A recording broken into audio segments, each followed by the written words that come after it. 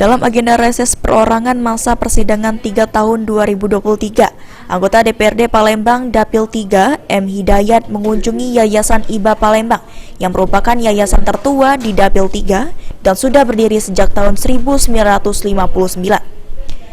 Disampaikan di lokasi, M. Hidayat langsung disambut dengan hangat oleh Ketua Yayasan IBA beserta jajaran. Disampaikan M. Hidayat, saat ini Yayasan IBA merupakan yayasan yang fleksibel dan terbuka bagi masyarakat. Selain itu, Yayasan IBA membantu masyarakat khususnya di Dapil 3 dengan memberikan lapak berjualan bagi pelaku UMKM. Selain itu, Yayasan IBA memberikan beasiswa kepada atlet yang berprestasi, merupakan kabar baik bagi masyarakat untuk menyekolahkan anaknya yang memiliki prestasi agar bisa berkuliah di Yayasan IBA secara gratis. Hari ini kita tadi sama-sama ikut rapat bersama Ketua Yayasan dan seluruh pengurus yayasan lengkap.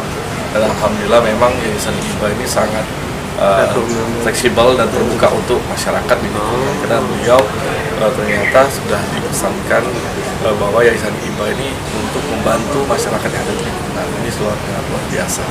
Dan tadi juga banyak beasiswa. Dan tadi juga saya dapat nih bahwa seluruh atlet-atlet kalau yang memang berprestasi bisa mendapatkan beasiswa di Yayasan IBA. Ini sangat luar biasa apresiasi.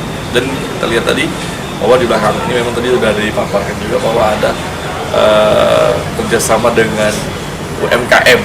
Ini sangat membantu juga dalam sektor PAD yang ada di Kota Palembang. Eki Saputra, PAL TV.